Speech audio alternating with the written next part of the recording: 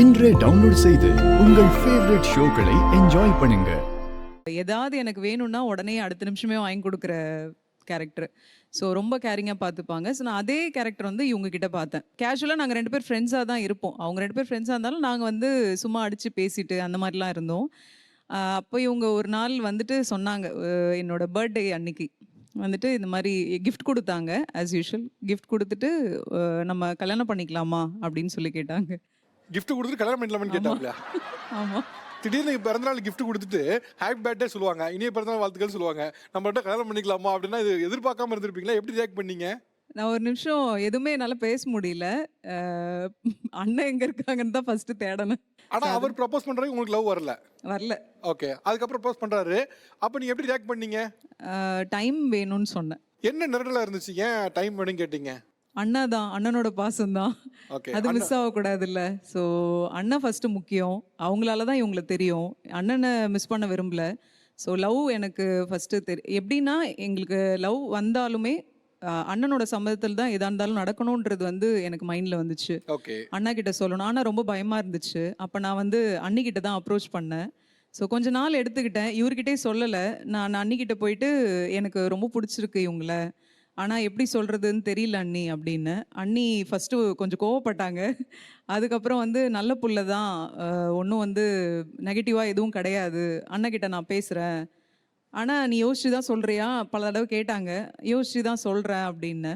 So அப்புறம் accept பண்ணி அண்ணக்கிட்ட சொன்னோடனே அண்ணா என்கிட்டருந்து டிஸ்டன்ஸ் ஆக ஆரம்பித்தார். ஒரு 6 மந்த்ஸு ரொம்ப பேசலை, சரியாக இது பண்ணலை, ரெஸ்பான்ஸ் இல்லை. நான் என்னென்னா எனக்கு வேணுன்றது முடிவு பண்ணிட்டேன். ஆனா அண்ணனோட சம்மதத்தில் தான் வந்து அடுத்து மூவ் பண்ணணுன்றது. சோ அதனால நீங்க அவர்ட்ட ஓகே சொல்லவே இல்ல. சொல்லல. டைம் வேணும் கேட்டதை வச்சு ஹோல்ட் பண்ணிட்டீங்க. ஆமா. ஓகே, எப்பதான் ஓகே பண்ணீங்க கடைசில? ஒரு 6 மந்த்ஸா நான் இந்த மாதிரி ரியாக்ட் பண்றது வந்து அவங்களுக்கும் தெரிஞ்சிடுச்சு. ஏன்னா அவருக்கு வந்து அன்னிக்கிட்ட நான் சொன்னதுனால அவங்க வந்து என் வீட்டுக்காரர்கிட்ட வந்து கொஞ்சம் டிஸ்டன்ஸ் அவர்கிட்டயும் மெயின்டைன் பண்ண ஆரம்பிச்சிட்டாங்க. ஒன்னால தான் வீட்டில் பிரச்சனை போகணும்னு சொல்லிட்டு.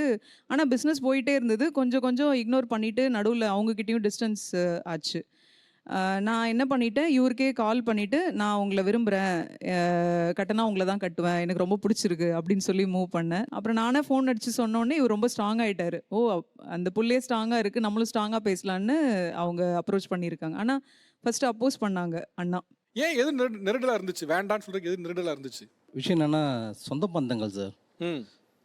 அவங்களுக்கு வந்து நம்ம ஒரு சின்ன கனவு வச்சுருப்போம், சொந்த பந்தங்களோட வந்து மேரேஜ் பண்ணணும், அதை விட்டுறக்கூடாதுன்னு சொல்லிட்டு. அதை வந்து காம்ப்ரமைஸ் பண்ண முடியல.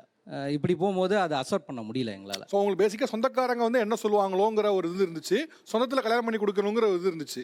கண்டிப்பாக. ஓகே, அதனால ஃப்ரெண்டுன்னு அதை அக்செப்ட் பண்ண முடியல. ராஜா வந்தாரா, நீ பேசினியான்னு கேட்டார். நான் வந்து பேசலண்ணா அப்படின்னு சொன்னேன். அவர் சொன்ன உடனே அண்ணன் வந்து சாப்பிட்டுட்டு இருந்தார். அந்த குண்டாவை எடுத்து இப்படி அடித்தார். சாம்பார் போய் மேலே கொட்டி எல்லாம் பறந்துருச்சு. அப்புறம் நான் கொஞ்சம் பயந்துட்டேன், என்ன பண்ணுறாங்கன்னு தெரியல, அடிச்சிருவாங்களோ என்னமோ அப்படின்ட்டு நான் விட்டுட்டேன். அப்புறம் மறுநாள் இவர் வந்தார். அண்ணன் வந்து பேசக்கூடாதுன்னு சொல்லியிருக்காங்க, நான் பேச மாட்டேன் அப்படின்ட்டு. இவங்க என்ன சொன்னாங்க, நான் வந்து ஃபஸ்ட்டு டைம் பார்த்தன்னைக்கே நான் ஒன்றை தான் கல்யாணம் பண்ணுவேன், வேறு பொண்ணு நான் யாரையும் பார்த்து கல்யாணம் பண்ண மாட்டேன், பண்ணுன்னா உன்னை பண்ணுவேன், இல்லாட்டி நான் செத்துருவேன் அப்படின்னு சொன்ன உடனே நான் சொல்லிட்டேன், நீங்கள் செத்துருவீங்கன்னு சொன்னீங்கன்னா எங்கள் வீட்டில் எல்லோரும் செத்துருவாங்க, எங்கள் அம்மா கொஞ்ச நாள் தான் ஆகுது இறந்து, நான் சொல்ல முடியாது அப்படின்னு சொன்னாங்க. அப்புறம் கொஞ்ச நாள் கழித்து மறுபடியும் வந்தார். தேடிட்டு நான் அங்கே இல்லை. அவர் வந்ததில் அண்ணனுக்கு தெரியுமா? அண்ணாவுக்கு தெரியாது, பெரியக்காவுக்கு மட்டும்தான் தெரியும். பெரியக்கா சொன்னோடனே நான் யோசிச்சேங்க, சரி நான் கல்யாணம் பண்ணிக்கிறேங்க. நீங்கள் புது துணியை வாங்கலைங்க, தாலி வாங்கலைங்க, மாலை எதுவுமே வாங்கிக்கிறேங்க. எங்கள் அக்கா சாரி தான் பழைய சாரி கட்டியிருந்தேன். ஓம் சக்தி டாலரில் மஞ்சள் நூல் கோர்த்து கல்யாணம், கோயிலுக்கு முன்னாலே எங்கள் கல்யாணம் நடந்துருச்சு. அண்ணன் வந்தாங்களா? அண்ணனை யாருமே எதுவுமே கேட்கலைங்க. நானே ஒரு முடிவெடுத்துட்டேங்க, செத்துருவாருன்னு சொல்கிறாருங்களே. ஃபஸ்ட்டு கட்டின துணியோடு தான் நாங்கள் வந்தோங்க. துணி துவைச்சி காய வச்சிருவேன், இவர் பார்த்துக்குவார். அப்புறம் குளிச்சுட்டு எடுத்து கொடுப்பாரு, நான் போட்டுக்குவேன். அவங்க குளிச்சுட்டு துணி காய வச்சு துவைச்சி கொடுப்பாங்க, அதை நாங்கள் மாற்றி போட்டுக்குவோங்க. ஒரே துணியை கட்டி தான் வந்தீங்களா? ஒரே துணி தாங்க. நாங்கள் வேலைக்கு போய் அப்புறம் அவர் காசு கொண்டு வந்து கொடுத்தாரு. அவர் வேலைக்கு போயிட்டு வராங்காட்டி நான் துணி அவருக்கு எடுத்து வச்சுருந்தேன்.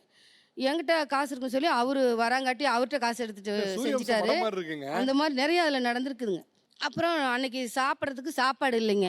மறுநாள் காலையில் வேலைக்கு போயிட்டு அரிசி வாங்கிட்டு வந்தார். டெய்லி சாயந்தரம் தான் கஞ்சி சோறு செய்வேன். அது காலையில் சாப்பிடுவோம், மதியானம் சாப்பிட மாட்டோம். ஓகே, ஒருவேளை சாப்பாட்டுக்கே அப்ப கஷ்டமா இருந்தது நீங்க. இப்போ என்னவா இருக்காப்ல? இப்போ வந்து 3 வருஷம் வச்சிருக்காங்க. 3 வருஷம் 3 வருஷம் வச்சிருக்காங்க. சென்னையில் நிறைய இடத்துல வேலை நடக்குது. தங்கச்சி உங்கள்கிட்ட சொல்லாம திருமணம் பண்ணிட்டாங்க. அதுக்கப்புறம் வீட்டில் இல்லை. நீங்க தேடவே இல்லையா? தங்கச்சி எங்க போனாங்க, என்ன ஆனாங்க, நீங்க தேடவே இல்லையா? இப்போ பார்க்கல, போகல, கொஞ்ச நாள் போகாம இருந்தேன். அவங்க எங்கிட்ட சொல்லாமல் போயிட்டாங்கல்ல. அதுக்கப்புறம் நான் தான் முத போய் பார்த்தேன். அதுக்கப்புறம் கொஞ்சம் கொஞ்சமாக தான் கொஞ்சம் டெவலப் ஆனோம். பொதுவாக வந்து நண்பரோட தங்கச்சி அக்காங்க வந்து அவங்களையும் தங்கச்சியாவோ அக்காவோ பார்க்கறது தான் வந்து வழக்கமாக இருக்கும். ஆமாங்க. ஆனால் இப்போ உங்களுக்கு ஃபஸ்ட்டு அந்த லவ் வரும்போது உங்களுக்கு ஏதாவது ஒரு குற்ற உணர்ச்சி இருந்ததா? நம்ம நண்பனோட தங்கச்சி மேலே லவ் பண்ணுறோமா? அது ரொம்பவே இருந்துச்சுங்க. ஆ, அப்புறம் இருந்துக்கிட்டு அவர்கிட்ட எப்படி சொல்கிறது அப்படின்னு சொல்லிட்டு சொல்லாமல் இருந்துச்சு. கொடுக்க மாட்டேன்னு சொன்னதுனால அப்புறம் நாங்களாம் பேசி முடிவு பண்ணிவிட்டு இந்த மாதிரி கேட்டேன், இந்த மாதிரி இருக்குன்னு, சரி நம்மளே கல்யாணம் பண்ணிக்கலாம்னு சொன்னதுனால கல்யாணம் முடிச்சிட்டாங்க. ஓகே. நீங்கள் எப்படி ஃபஸ்ட்டு அவன்கிட்ட லவ் சொன்னீங்க? எப்படி சொன்னீங்க? அப்போல்லாம் அந்த அளவுக்குலாம் இல்லைங்க. ஆ, நான் வந்து சரி எனக்கு உன்னை ரொம்ப பிடிச்சிருக்கு, நான் கல்யாணம் முடிச்சுக்கிட்டுமான்னு கேட்டேன். ஆனால் அதுக்கு நீ இல்லைன்னா செத்தே போயிடுவேன்னா சொல்லியிருக்கீங்களே, உண்மையாக சொன்னீங்களா இல்லை எப்படி சொன்னீங்க? இல்லை உண்மையாக தானே, இதில் போய் பொய் சொல்கிறதுக்கு என்ன இருக்குது? இதில் போய் இல்லை அந்த நேரத்தில் லவ் பொய் சொல்கிறேன்னு இல்லை, அந்த லவ் சொல்லும் போது ஒரு எமோஷனாக சொல்லுவாங்கல்ல, நீ இல்லைன்னா என் உயிரே இருக்காது, அந்த மாதிரி எமோஷனாக சொன்னீங்களா? அந்த அளவுக்கு எமோஷனாக சொல்கிற அளவுக்குலாம் அந்த காலத்தில் ஒன்றும் அப்படியெல்லாம் ஒன்றும் இல்லை. நாம் அந்த அளவுக்கு ஒன்றும் சொல்லலைங்க. 2 பேத்துக்கு மனசுக்கு பிடிச்சிக்கிச்சு, பண்ணலான்னு சொல்லி கேட்டு பண்ணங்க. சூப்பர். ஓகே. உங்கள் வீட்டில் உங்களோட ஃப்ரெண்டு சார். உங்களோட ஃப்ரெண்டு? அக்கா. ஓ, அக்கா. உங்களோட அக்காவா? Okay okay okay okay. நீங்கள் ரெண்டு எத்தனை வருஷம் ஃப்ரெண்ட்ஸு? 4 வருஷம். 4 வருஷம் ஃப்ரெண்ட்ஸு. ஓகே. நீங்கள் ரெண்டு எவ்வளோ வருஷம் லவ் பண்ணீங்க? 1 இயர் ஆக போகுது. 1 இயர் லவ் பண்ணி 1 இயர் ஆக போதா? ஆமா. ஓ, ஓகே. உங்களுக்கு வயசு என்ன? 29. அவங்களுக்கு? 27. தம்பிக்கு? 26. 26, 27, 29ஆ? ஓகே. நீங்கள் என்ன 1 இயர் தான் ஆகுது லவ் பண்ணி? ஆமா. ஆனா அதுக்கு முன்னாடி 1.5 இயர்ஸ் ஃப்ரெண்ட்ஸா இருந்தோம் நாங்க. ஆக்சுவலி எப்படி 2 பேருக்கு லவ் வந்துச்சு? 1.5 இயர்ஸா நைட்டு ஒரு 11:30 12 o'clock வரைக்கும் என் கூட உட்காந்து பேசிட்டு போவாரு. ஆட்டோ ஓட்டிட்டு வந்து ஒரு 2 hours அந்த மாதிரி பேசிட்டு தான் ஏன் போவாரு. அவர் அங்கே போகாமல் உங்கள் வீட்டுக்கு இங்கே வந்து பேசிட்டு போகிறாப்புல? அது அவரை தான் கேட்கணும். உங்கள் வீட்டுக்கு தானே வந்தாப்புல, அப்போ உங்களை தான் கேட்கணும். அவரை ஏன் கேட்கணும்? நீங்கள் அனுமதிக்க எப்படி அவர் வருவார்? அவனை பார்க்க வருவாரு. வரும்போது அவன் தூங்கிடுவான். வந்து ஒரு 5 நிமிஷம் தான் பேசுவாரு அவன்கிட்ட. அவன் தூங்கிடுவான் போயிட்டு. அதனால அவர் என்கிட்ட உட்காந்து தூங்கிடுவான்னு பேசுவாரு. தெரிஞ்சு 8 மணிக்கு வந்துட்டு 10 மணி வரைக்கும் பேசிட்டு போவாப்புல. அதுக்கப்புறம் கோயிலுக்கு போனோம் திருவண்ணாமலைக்கு. போனப்போ அவன் என்னை விட்டுட்டு போயிட்டான் தனியாக. அவன் பாட்டுன்னு போயிட்டான். இவர் தான் என்னை கூட்டிகிட்டு வந்தார். அவர் பாட்டு போய்ட்டு நீங்கள் எங்கே போயிட்டீங்க? நான் கால் வலியில் உட்காந்துட்டேன். கால் கிரிவலம் போனீங்களா? போனால் கால் வலி படுத்து தூங்கிட்டு வருமா? ஓகே. கிரிவலத்தில் நீங்கள் உட்காந்துட்டீங்க, அவங்க முழு கிரிவலம் சுற்றிட்டாங்க, காதலையும் வளர்த்துட்டாங்க. இதுக்கப்புறம் வந்துட்டு அவரால் முடியலன்ட்டாரு. சரி நமக்கு சொந்த ஊர் திருவண்ணாமலை தான், நம்ம அடிக்கடி கிரிவலம் சுற்றிருக்கோம்.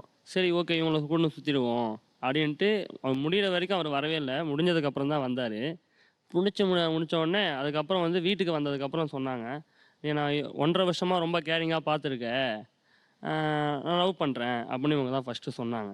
நீங்கள் எப்போ கிரிவலம் போய் சொல்கிறாங்களா அதெல்லாம்? கிரிவலம் முடிச்சதுக்கப்புறம் வீட்டுக்கு வந்ததுக்கப்புறம் சார்.